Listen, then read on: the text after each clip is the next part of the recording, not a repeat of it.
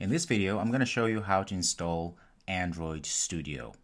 Android Studio is a tool that we'll be using to create Android apps. So needless to say, we need to have it installed and configured on our machine. That way, once we're ready, we can then start using it to build applications, Android applications. Okay, so the first thing we need to do, we're going to go to our browser and just type in download Android Studio. There we go. Click that. And we're going to go to the developer.android link there. And it brings us here. And you'll see here, this is where all the information about the features, user guide, and so forth about Android Studio, this is where you're going to find. Okay. What we're interested in right now is to download the Android Studio here. So click on download Android Studio. And of course, you have to accept a few things here. Okay. So I have read and agree with the above terms and conditions. Click that, and then this will turn color. Then click download. It will take a few minutes. It says here we're going to launch our .executable file, and we'll follow the wizard steps to install Android Studio, and of course any necessary SDK tools. And it says here that's it. If you wanted to watch this video, go ahead and play, and gives you all of that information there, which is exactly what we are going to be doing in a second here. And there we go. We have our Android Studio executable. So double click. Please wait while setup is loading, verifying installer. There we go. We should have this now. Do you want to allow this? Yes, indeed. And we will start our installing process here. So we're going to go ahead and say next. All right. So we're going to install all of these because that's important. Next. We're going to create a shortcut as well. So install. All right. So it says completed here. Go next. And we're going to go say finish, which will start our Android Studio. Well, it seems like we need to do the same thing here. So in this case, we are just going to say I do not have a previous version of Studio. So say OK. And now our Android Studio is booting up. All right, so we're going to just go ahead and say next. Standard is fine. Say next. And all of this looks fine. We're going to go ahead and say finish.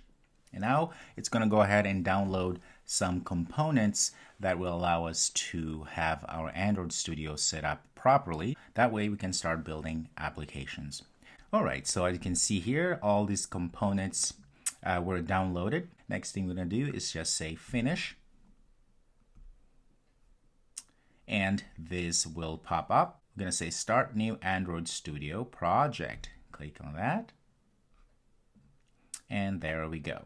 Okay, so what we're going to do, we're going to give a name here, say application name. We're going to say hello Android. And for a company domain here, this is fine. And we'll talk more about this as you progress in this course. But for now, just leave as it is. And where project location, you can change where you want your projects to be saved. In this case, I'm okay with where this is. So I'm going to go ahead and say next. And for now, I'm going to just have this phone and tablet. And if you click here, you can see different versions of Android. So we're going to just keep at 4.3. In fact, let's go up a little bit, perhaps to 21. That seems to be the best. Okay, say next. And the moment you say next, it will go ahead and install a few other things that it needs in order to run that version of Android. And then we're going to go ahead and say next again. And now here we are going to select which activity we want to add to our project. Empty activity is fine. We're going to go say next again. And this is the name of the activity. We usually leave it main activity as it is. And we are going to say, you can't quite see here, can you? There's this finish here. Let me make it a little bit bigger here. Okay, I'm going to say finish. Start creating our Android project. All right, and after a little bit, you may end up with this problem here. Windows Firewall has blocked some features of this app. What we need to do is just say allow access. Okay, say allow access, and this will continue. And again, it may take a little while, being it the first time. And what do you know? Our Android Studio is now creating our project. Okay, so there we go. It opened, and you can see at the bottom here, it says it's still working in the background to make sure all of the dependencies, all of the files are set up for us. And then we have this tip of the day. Okay, this is something that pops up every time Android Studio opens, so you can deselect it if you don't want to see this. But if otherwise, you just keep it selected. In this case, I'm just going to deselect it and say close, and give it a little bit of time for all of these processes to finish. All right, so we have now our project here, our Hello Android project, ready to run. Okay, but before we go any further, so there's a lot of files that were created for us, okay, and we'll get into them as we progress in our studies here. First thing is the main activity. This is where we're going to write our code in Java. And then we have our activity XML here, which has, you will see this window here, preview window, and you can go ahead and zoom in. Okay, let's make sure that we can have more space here. And we can zoom in. You can see here, this is the screen. Now, if you open this activity main and then it has an error, the first thing you need to do, just go ahead and drag one of these text views here to your screen, and then that error will go away. Okay, so put like that, and you should have that error going away. Okay, so in this case, we just put a text view inside here, and it's really small. Let me make it way bigger. That way we're able to see a little bit.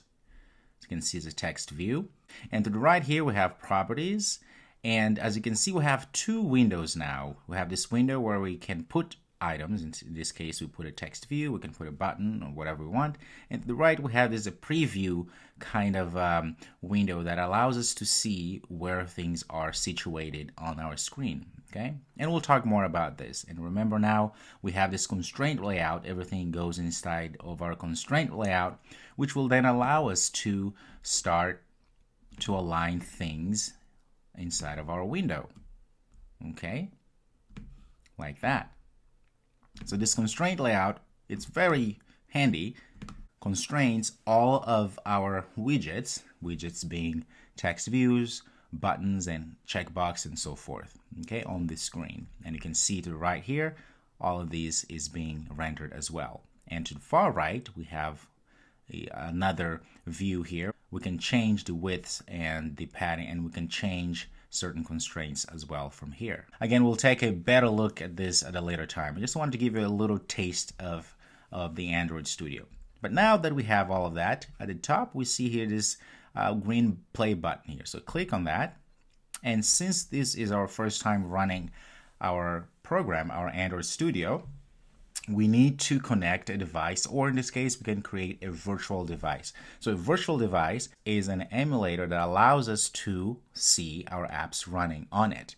So as we develop applications, we want a way to run our applications and see how they are behaving or looking. So think of this virtual device or simulator as a device that allows us interact with the application and run it as if we were running on an actual device. So for that, we need to create a new device. So say create new device. And then we have here, what we need is a phone. And we have a few specifications here. We can say we want Nexus 5X, and we have the resolution and all of that. So what we're going to do, we're going to say next. Okay, we're going to go ahead and get the first one, Nougat. Okay, and we're going to say next. And that's fine with the name. We're going to go ahead and say finish. And now you see we have available virtual devices here. We have one. So in this case here, we're going to use the first one. Say OK.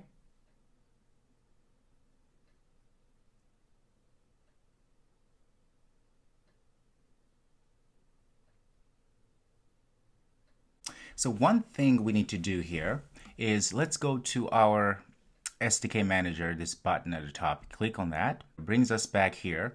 Now, so in this tab here, SDK platforms, we have Android 7.1.1 Nougat, which is the latest one that I have installed. That's fine. However, if you go at the bottom here where it says show package details, click on that, you'll notice something very interesting. It turns out it installed all of that stuff that we needed, except it did not install other things or other packages that are very important for us to have, right? So what do we need to do here? Let's just click on all of these that are not installed. Okay. And we are going to install them. We're going to say okay. And we're going to apply. So what this is going to do is it's going to go ahead and install all of those items that we don't have. They will all be installed, which is very important. Okay, so say next.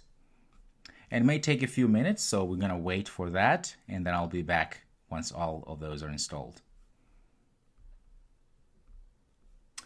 Now, as you can see here, for me, it failed because it says that there's not enough space on my disk. In your case, you should have enough space, and just let it install all of those packages, and once it's done, you should be able to run your emulator. Okay? The most important lesson here is that you always want to install everything, right? As I showed you here. I'm going to cancel this because it's not going to do anything. You always want to, whenever you install a certain package, in this case 7.1.1, you want to click Show Package Details, so that way you can click on all of the other ones that are very important for us to be able to run the applications, if that makes any sense. That's very important, which also means if next time you want to install the 7.0, which is a lower version, make sure you show package details. You click on this so you are able to click on select all of these in middle inside as well. Okay, same with other ones, always. That's very important. All right. Okay, so at least in this video, I was able to show you how to create a project. And I apologize, my Windows doesn't have enough space here, so that's the reason why I'm not able to install all of the other packages. But you should be able to do that. And if you have any questions at all, don't hesitate to ask them in the forum. All right, perfect. I'll see you in the next video.